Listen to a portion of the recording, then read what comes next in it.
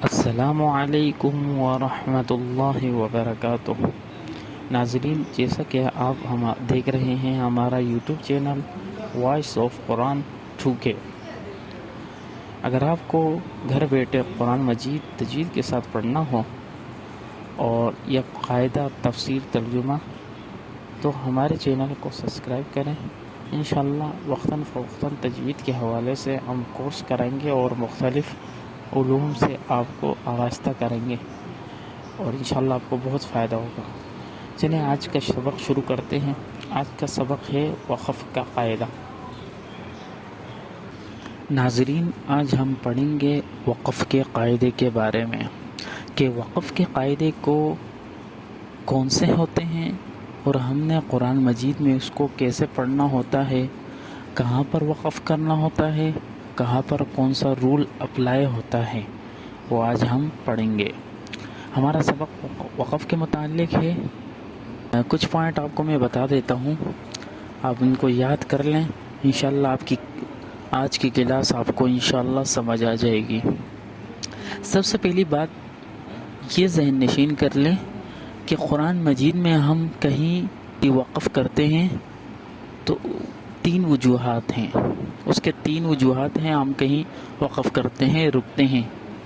سب سے پہلی وجہ یہ ہے، جب ہم قرآن کریم میں رکتے ہیں تو آپ کو گول دائرہ دیکھتے ہوں گے، اس کو آیت بھی کہتے ہیں، اصطلاح میں اس کو وقف تام بھی کہا جاتا ہے۔ تو پہلی وجہ یہ ہے کہ جو گول دائرہ ہم دیکھتے ہیں 1 2 3 وغیرہ لکھا ہوتا ہے، یہ آیت کے اینڈنگ کا بتاتا ہے، پہلی وجہ۔ دوسری وجہ، آپ نے قرآن مجید میں مختلف علامات دیکھے ہوں گے، سمپل دیکھے ہوں گے، جیسے قیف، وقف، سکتہ۔ اس کے اوپر پوری بحث انشاءاللہ ہم بعد میں کریں گے۔ ان کا بھی قاعدہ ہے کہ کہاں رکنا ہے، کہاں نہیں۔ اس پر باقاعدہ اگلی کلاس کا لیکچر پڑھیں گے ہم انشاءاللہ۔ تو دوسری وجہ یہ سامنے آئی کہ علامات ہوتی ہیں جن کی وجہ سے ہم وقف کرتے ہیں، رکتے ہیں۔ تیسری وجہ سانس لینا ہے، یعنی آپ کا سانس کتنا ہے یہ آپ پر ڈیپینڈ کرتا ہے۔ آپ ایک آیت تلاوت کر رہے ہیں، وہ آیت اتنی لمبی ہے، آپ وہاں رکو گے تو آیت پوری نہیں ہوگی، درمیان میں آپ کو روکنا پڑے گا۔ وہاں باقاعدہ کوئی وقف کا قاعدہ تو نہیں، مگر آپ روکیں گے۔ اب ان 3 وجوہات کو سامنے رکھتے ہوئے ایک قاعدہ بتا دیتا ہوں، اہم قاعدہ ہے، اس کو نوٹ کیجئے گا۔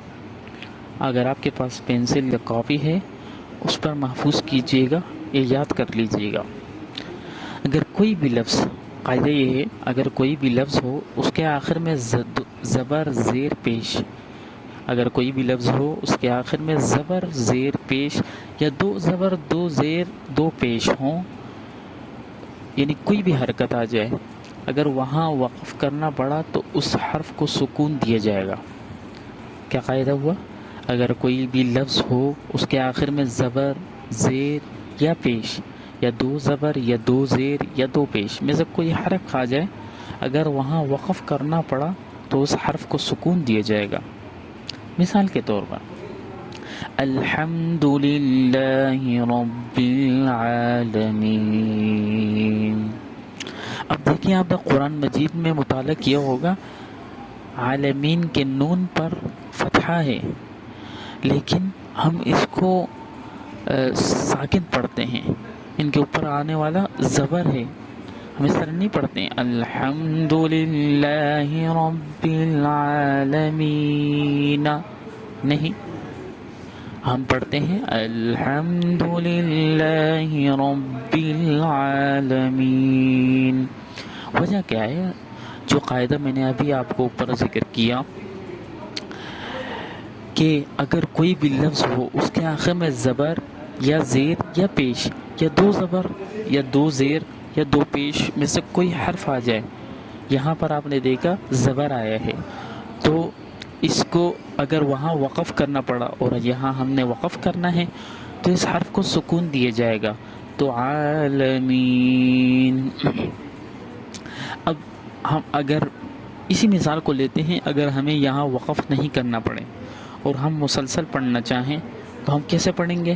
پھر یہ جو نون ہے یہ اس کے جو حرکت ہے یہ واضح ہو جائے گی. دیکھیں الحمد للہ رب العالمین الرحمن الرحیم.